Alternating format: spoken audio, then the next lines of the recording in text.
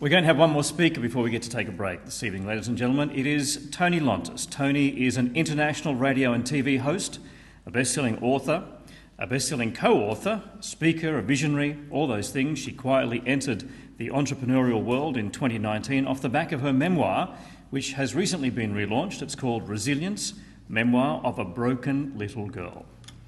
After 35 years in nursing, from clinical practice to running her own nurse consultancy company, Toni wanted to write a book about what it took to heal from dysfunction and trauma in her own life, to create a heart-centred impact and to help others to heal. With the publication of the book came the audiobook production, and Toni was introduced to the power of the spoken word. A chance conversation led to a meeting with an American media company, and Radio Toni was born. From these humble beginnings grew a love of interviewing people about life, business, and the universe. Toni now has multiple live streaming TV and radio shows and a series of co-hosted business shows on different platforms based in the US and broadcast right around the world. Toni's mission is to provide an opportunity for anyone who has the courage to rise above themselves and their unique challenges to actualise their dreams and create legacies with heart-centred impact. Toni is not only going to be talking to you about her book, but also about how she helps authors to get themselves in front of 1 million people using the power of digital broadcasting. Would you please welcome to the State Library of New South Wales, Toni Lontis.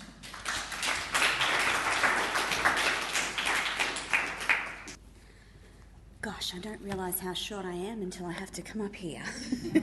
Can you see me okay? Okay, let me just make sure I get this started. Jane I'm grateful Jane's asked me to speak to you this evening. I've driven all the way from Queensland and had a wonderful time on the drive down. Tim, thank you for that lovely introduction. And I can see Ilona and Cynthia in the crowd. Can you please put your hand up? These lovely ladies are a mother and daughter duo that wrote a book called Kismet last year. And I know that Cynthia has a couple of books in her handbag, so please grab a copy.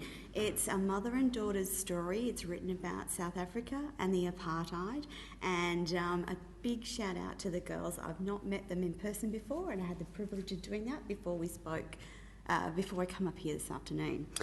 So I want to start this afternoon telling you that it's not about the book.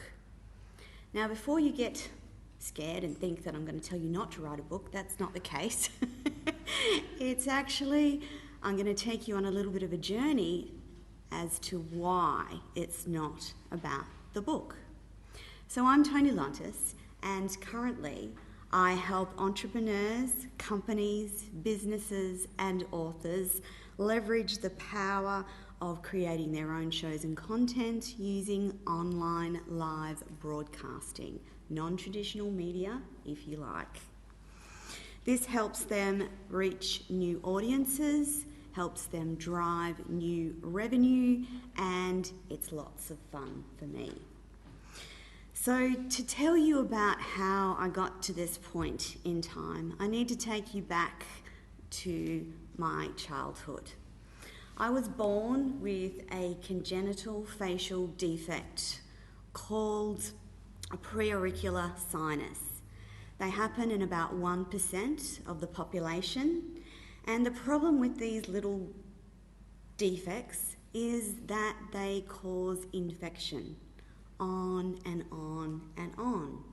What they are is a tiny little tube of tissue that starts somewhere on the inside of your face and leads to an external port, usually around the external ear. So mine did exactly what they said it was going to do. It got infected multiple times. So by the time I was 2, I'd had 3 surgeries, and the final surgery knocked off my 7th facial nerve, leaving me with permanent left-sided facial palsy. Amongst other things, I couldn't wink, I couldn't smile properly, I couldn't talk properly, I dribbled, I couldn't eat with my mouth closed.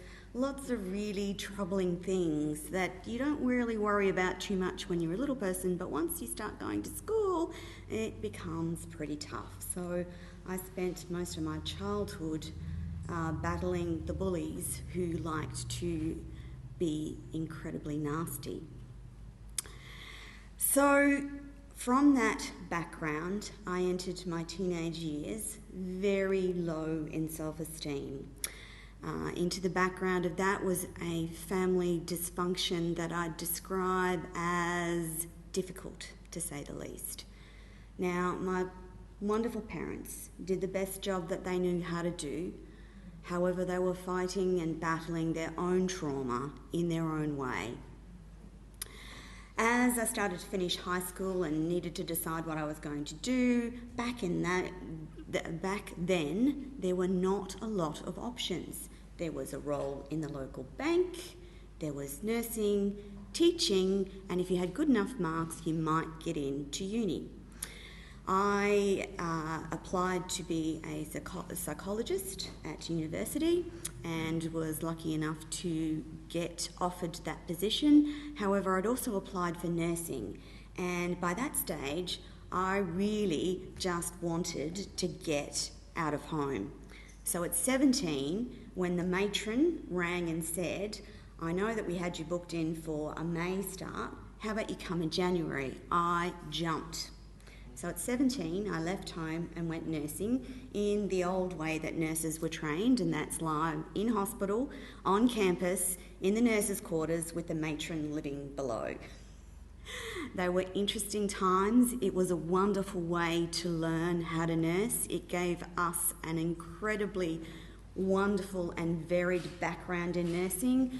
We were essentially, by the time we finished our third year, managing whole wards of patients and doing it mostly by ourselves. Because back then, you did blocks of education and blocks of nursing. So you just kept getting clinical practice again and again and again. I'm incredibly glad that nurses go to university now. That's a wonderful idea for people who need healthcare.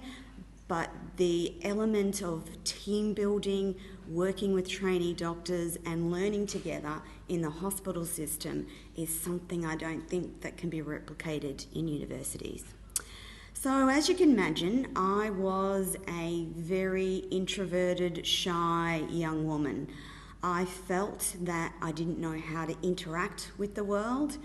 As you might understand, the inability to smile meant that I just didn't smile.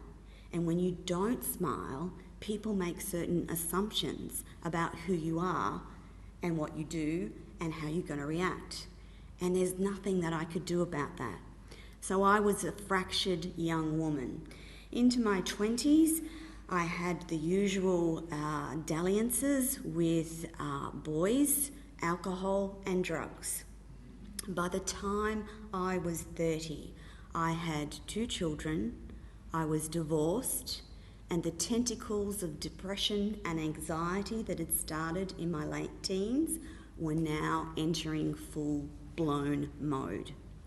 Now, because I was a nurse and because I knew what doctors wrote in your charts about mental health issues back then, there was a stigma around getting help.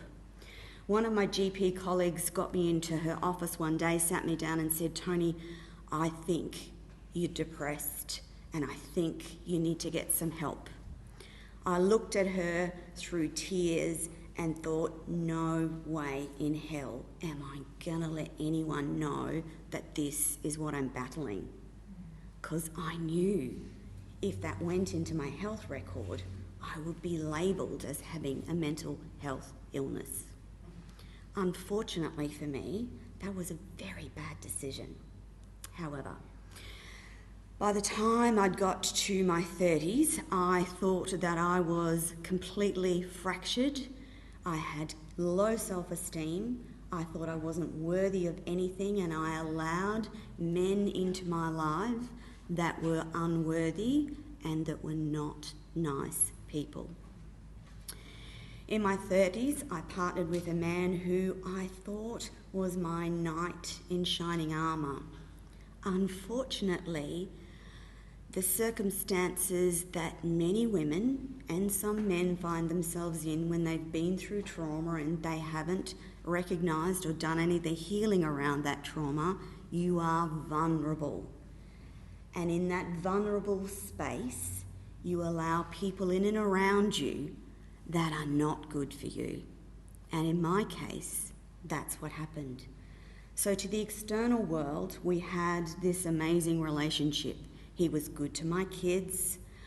I had managed to continue nursing and taken on corporate roles and had made my way up into managing statewide networks for the maternal and neonatal network across Queensland, the surgical network, the anaesthetic network, and the perioperative network, all of which was my background in nursing. I was a perioperative or operating theatre nurse. At that point in time, I knew that our home life was not okay. I thought that the issues that I was experiencing with my teenage daughter were related to me and my inability to parent and be a good mother. I thought that the tension that we were experiencing was completely my fault and that I was a bad mother. Into this soup of life, there was an incident at work that led to a further incident at work that saw me leave work, start to cry, and not be able to stop. After 3 days, I thought, this is probably not good. I should probably go and speak to someone about it. I remember sitting in the GP's surgery, waiting to go in for my appointment, and almost walking out. I'm so glad I didn't, because when I got into the surgery and I was completely howling, and I said to him, I can't stop crying. What the hell is wrong with me? He sat me down, he asked me about my life, and I explained to him all the things that had happened, talked a little bit about childhood, etc. And he looked into my eyes and he said, Toni, you have a major depressive disorder that is presenting itself in a way that if you do not seek help, if you do not go to counselling, if you don't start taking medication, you will not reach 50. I was in my early 40s at the time. I looked at him and thought, shit, this isn't good. The way that he explained it to me suddenly made sense. He said, you are broken, your mind is broken, your body is broken, it needs to stop. If you don't stop, you will end up in a very bad way. So into that time and place, he suggested that I use my work cover to take some time off work so that I could get the intensive therapy that I needed, and also to work out what medication might actually start to work and help. And into that period of time, when I'd started to be home during the day, my daughter started to come home. She'd leave early in the morning and come back home after the middle of the day. And I started to have conversations with her. And these conversations, I thought, were amazing, because after 6 years of not being able to talk to my daughter, of not being able to communicate, to always feel like we were smacking heads all of the time, she finally started to talk to me. And I thought this was amazing. And I'm going to issue a trigger warning here, because what I'm about to say in the next little while may trigger some of you, and I just want to know that you to know that this upsets some people, and I don't say this lightly, but it is a warning. So into that time and space came a moment where I was going to meet my best friend for lunch. We were driving down to the Gold Coast. My daughter had come home. She'd said, "Where are you going, Mum?" I said, "I'm going out to lunch." I was about to marry this man that I'd had this relationship with in about 2 or 3 weeks' time. She said, she turned to me and she said, "Mum, could I come with you?" And I remember the day, I was so excited. It had been years since she'd wanted to spend any time with me, much less talk to me. And here we were, about to drive down, meet a good friend, have lunch together. I was excited. So we're sitting at lunch, and my best friend is previewing the wedding organisation, and we're talking about what the flow of the day was going to be, what I had left to do, what I needed to pick up, what I needed to sort. I noticed my daughter was toying with her food and she wasn't eating. And I thought, that's a bit strange. She's normally a really good, has a good appetite. And my friend turned to her and said, "You need to tell your mum what's going on." I looked at both of them and was, "What? What's going on?" I didn't actually need to hear anything from my daughter, because at that moment her face turned grey. Tears started to spill from her eyes. And as my friend said, "You need to tell your mum," she slowly nodded. In that moment in time, my whole world, you thought it was bad before, it was about to get worse. In that moment, my daughter disclosed a history of sexual abuse at the hands of the man I was about to marry in 2 weeks. The same man who told me each and every day how much he loved me. The same man who hugged me and held me and told me on a daily basis how much he couldn't wait to get married. The same man I thought was my saviour. Needless to say, that was the end of the lunch. My daughter grabbed the keys from me and said, "Mum, you can't drive." My friend went, we jumped in the car, we started going home. I put my hand on her shoulder and said, "Honey, what's going on?" Because I just thought that maybe he'd touched her inappropriately. Maybe he'd said something inappropriate. That's what I thought. I would learn that it was so much worse than that. So much worse than I could ever have imagined. So into this major depressive period in my time came this disclosure, and I entered the darkest, blackest, horriblest time in my life. During that time, some days all I could do was breathe in and breathe out. It's a technique that I learnt back then, and I still use it today. All you have to do in the next 2 moments is breathe in and breathe out. There's nothing you have to do, nowhere you have to be, no person you have to talk to, but just breathe. It saved my life, because as you can imagine, the fallout from that disclosure was immense.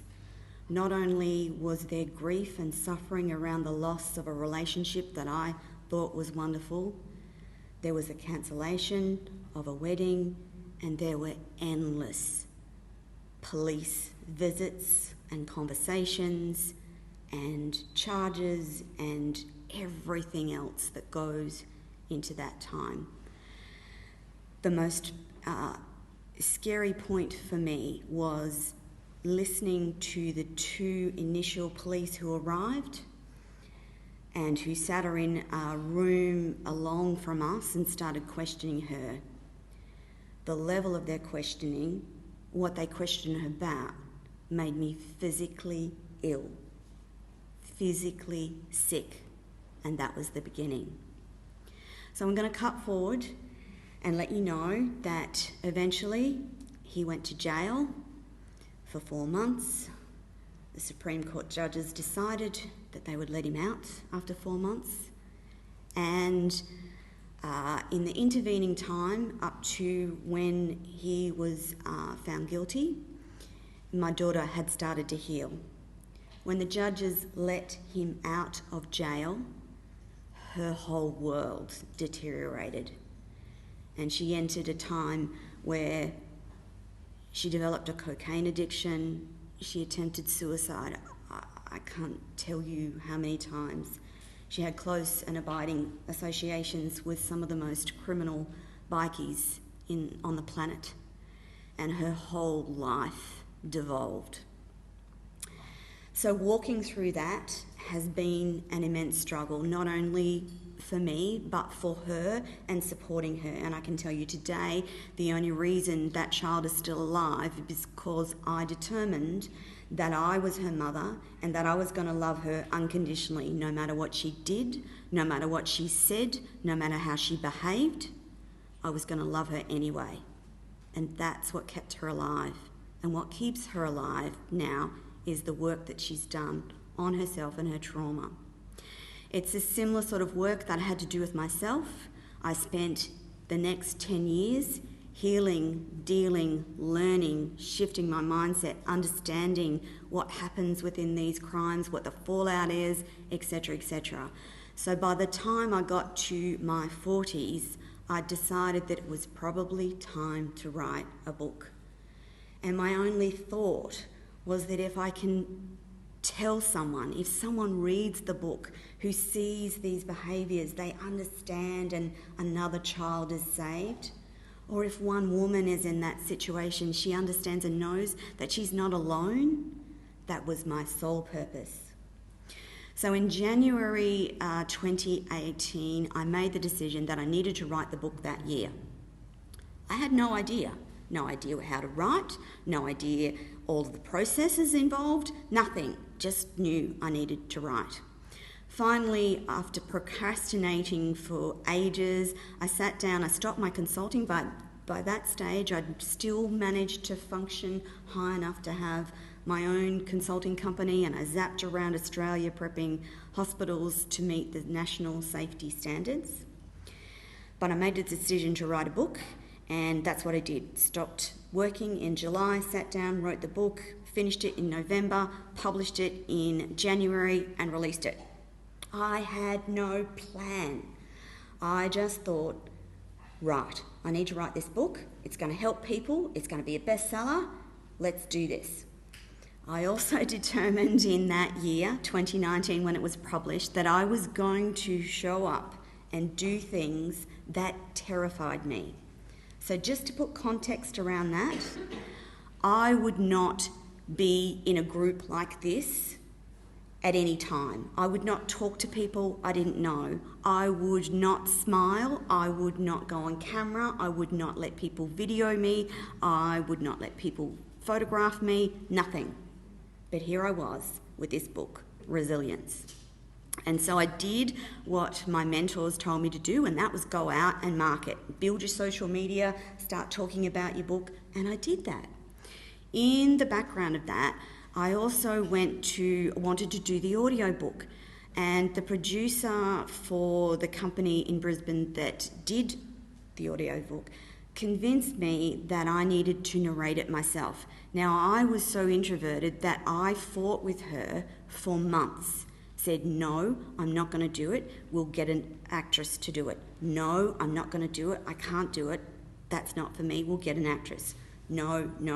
In the end, she said to me, Toni, I'll be with you. I'll get you through it. It's going to be okay. You can do this. It was the first time someone external to my family had showed faith in me. And we did that process. We sat down in the studio and recorded this book. I was unprepared for the depth of feeling that would be produced in that realm. There were many days when we had to stop recording because I just broke down. There's something about speaking your written words that is powerful. So as bad as it was an incredibly wonderful thing to do. And I'd recommend anyone who writes a book to do the audio version. It's a powerful thing to do. So she got me through that. We released the audio book, went back to doing my marketing and getting on social media and talking about the book. And at the end, when she gave me the edited files, she said to me, "Toni, there's something about your voice and there's something about your presence that the world needs to hear. Have you thought about radio or podcasting?" Again, no way, no hell, not going to happen. Now, the thing is, when you put an intent into the universe, and my intent for 2019 was to do lots of things that terrified me, that's exactly what you'll get. So as I'm building these social media connections, I had a connection with a US media company, and he said to me, after I'd asked him a few questions about podcasting, what is that, how do you do it, etc., etc., he goes, "Why would you podcast when I can stream you globally on online radio? How about we get on a call and I tell you about that?" And again, no, not interested, but he persisted. Long story short, that's when Radio Toni was born. I spent the first 6 months live streaming, and every time I did a show, I would be physically sick. However, I kept going. I kept doing it. And as I started to ease into what it was like to talk to people and I started to interview people, I discovered that intuitively I knew what to ask. And people kept telling me, "I feel so safe when you interview me. I love this process. This is amazing." And so what transpired was I started to feel a little bit more confident. And in the background of that was more hard work. I spent loads of money on coaches and mentors and mindset and NLP and all the things that make you healthy. The other thing that started to happen was, in the background of all of this happening, my face started to regenerate. As I healed, the left side of my face started to regenerate. So those little nerves that had been dead for 45 years started to kick back into gear, and I developed a dimple. And so now you might laugh, but when you've looked in the mirror for 45 odd years and you've never had a dimple and you hate the way you look in a mirror, the discovery of a dimple was life-changing. It actually meant maybe I can show up and be someone in this life. So skipping forward, I went from audio streaming to another US platform that allowed you to do video and audio. I went through the same process with video. I was sick in my stomach, but it only went for 3 months this time, that I had to appear on video. Because you have to look at yourself and it's like, oh my God, there's that imperfect face. I'm middle-aged. What the hell do I think I'm doing? But I kept doing it and I kept doing it. And that's why I'm saying to you today, it's not about the book. It's about the person you become. It's about the business you develop. It's about the speaking engagements that you might have. It's not about the book. It's about the person you become when you write a book. And that doesn't matter what sort of book it is. It can be a business book, it can be a memoir, it can be anything. It can be a children's book. The process of writing will change your life. And you don't need to be a bestseller for those changes to happen. Do you think I sell bestseller? No.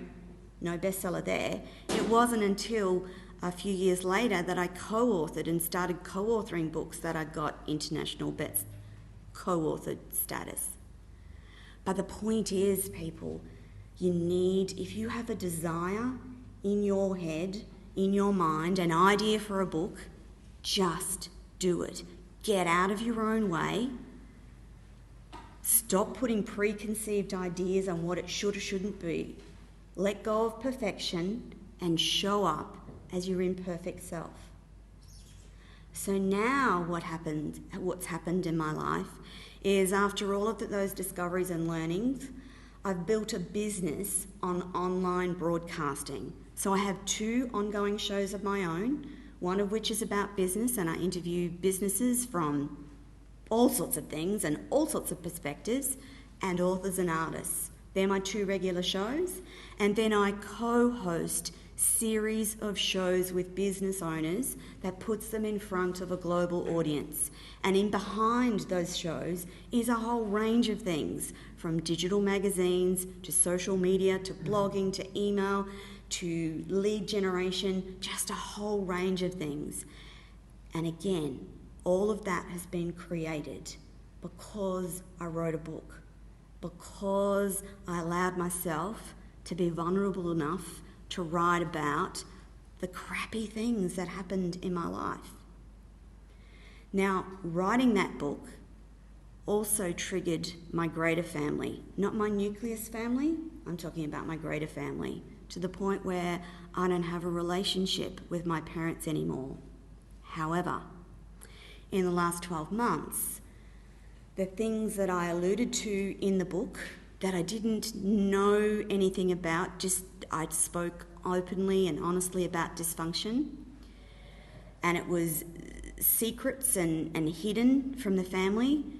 I now know that some of the stuff that I felt was true. I discovered a sister 2 years ago who I never knew that I had. Talk about ongoing issues and family dysfunction. Discovering a sister at 54 is an interesting journey in itself. So I guess the crux of what I want to say is, don't allow other people's opinions.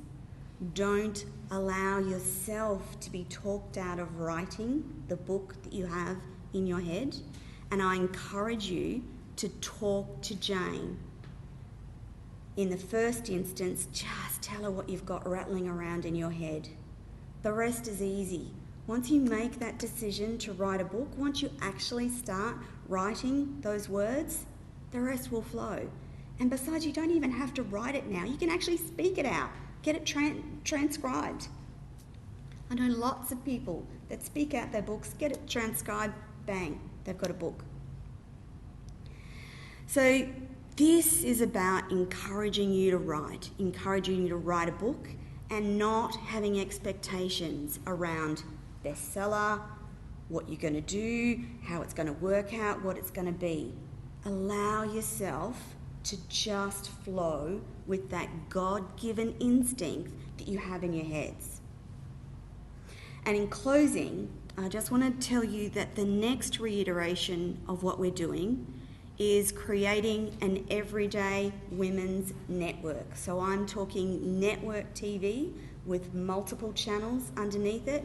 We're about to launch in the next 2 to 3 weeks, depending on our channel partners getting their act together. But I want to go on creating those components, telling those stories that inspire, empower, educate, and help the world. And again, it started with a book. I've also got 5 books to give away, so the first 5 people who would like to have a copy of my book, just come grab me, I'll autograph it for you, and it can be yours. Don't forget, Cynthia and Iona got a couple of books. Jane's got books at the back, and that, my friends, is my little talk for this afternoon.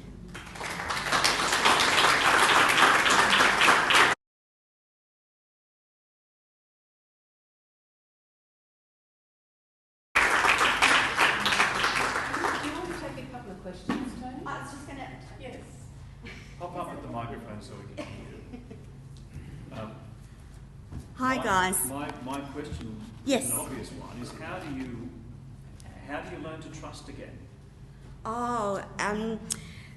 Incredibly difficultly. So I am actually happily married again to the most amazing human being on the planet. Was that fraught with difficulty? Oh, God, you betcha. Absolutely. But by the time I'd met my husband, I had done some serious counselling and therapy.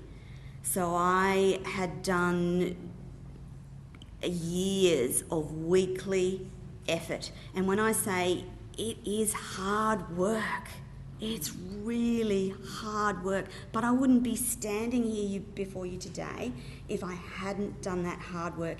If I hadn't had key people along the way believe in me, say it's okay, understand that behind that trauma was greatness. And it was about the chance conversations with people and opening yourself up to have those conversations. Tim, there were times when I self-sabotaged to the point that I felt hopeless and completely unable to trust.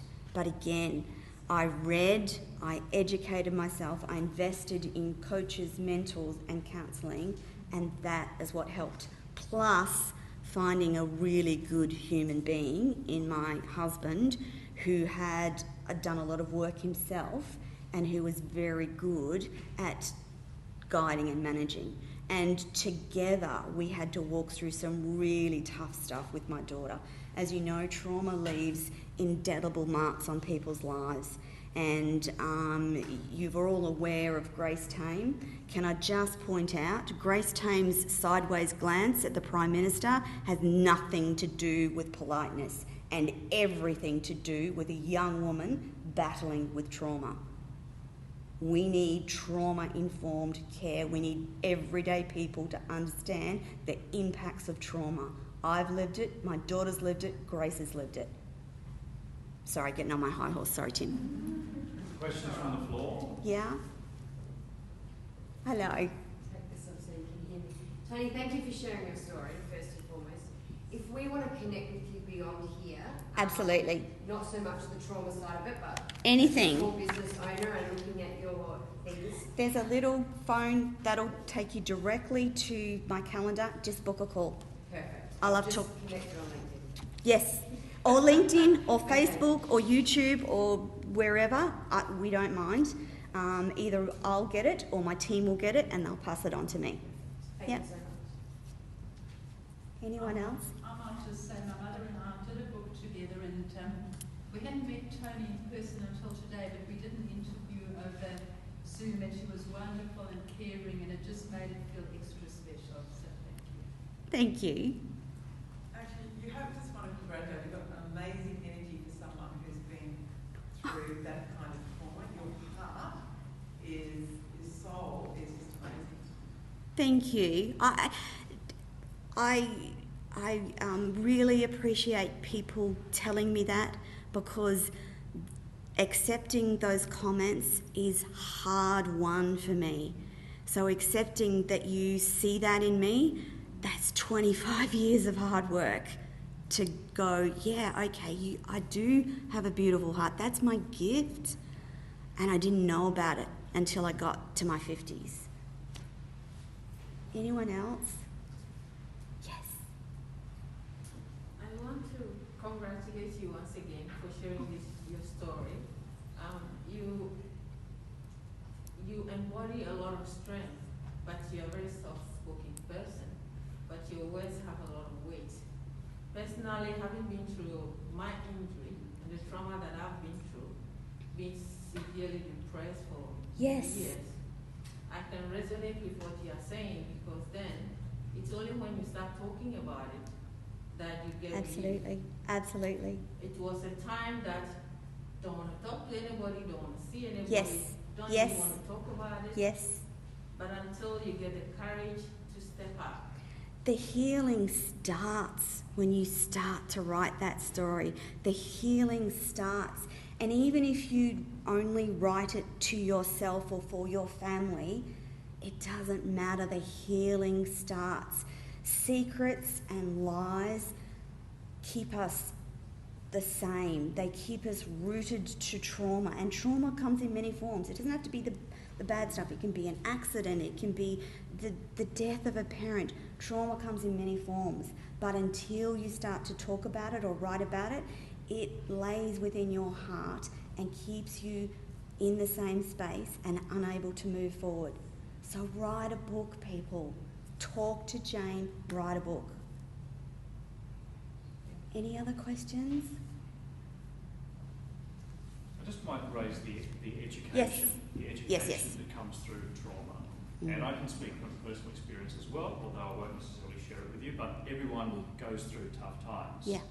Now, I think that perhaps the education that we receive by having to go through psychological counselling or whatever medication helps us when we get to those points where things get difficult again. Yes. So, for instance, the And they will. The last 2 years of COVID have been very difficult for a lot of people. I don't know that I personally would have coped as well as I had. Agreed. Unless 20 years ago I'd actually had the privilege of going through the counselling, the medication, all that sort of stuff. Yeah. I don't want to suggest that there's any level of gratefulness that you've lived through this. But there is. But do you feel that Absolutely. that so you can actually cope so much more with what life throws at you now because you had that education, because of what you went through? Yeah. My daughter often says that despite the horrendous things that she went through, she actually now feels privileged that she's a lot of the way through her healing. And she kind of thinks that it was her, and this is probably a bit woo-woo for some people, but she actually believes that it was her and her strength that enabled her to get through and probably protected others from this man. So part of the journey and healing journey was for me to find his ex-wife, because the story he told about his ex-wife just didn't add up. When I found her, she said that the real reason that they'd divorced was that she had come across him outside her 11-year-old daughter's bathroom window watching her shower. She had called the police in that instance but didn't lay charges. So, and she said that her daughter was completely traumatised from other things before that incident happened. So in my mind and in my daughter's mind, that girl wouldn't have coped with what my daughter had to walk through. So there's different ways of looking at it, and would I wish that on anyone? Hell no. I wouldn't wish that on anyone. I wouldn't wish the judicial system. I wouldn't wish the court. I wouldn't wish it on anyone. I mean, the first 6 weeks after Rochelle disclosed, she came and slept in my bed with me, and every night until 1, 2, 3 o'clock in the morning, she would tell me the stories of what had been done to her. And all I could do was lie in that bed, hold her hand, and hope to God she couldn't hear me crying, because she needed to get it out. And there was no one else. It was before we'd even got to the point of sorting out therapy and counselling. I didn't know what to do. No one tells you what to do. And that's how we got on the track. And that's how she stepped forward and started her own healing. Please thank Toni, everybody.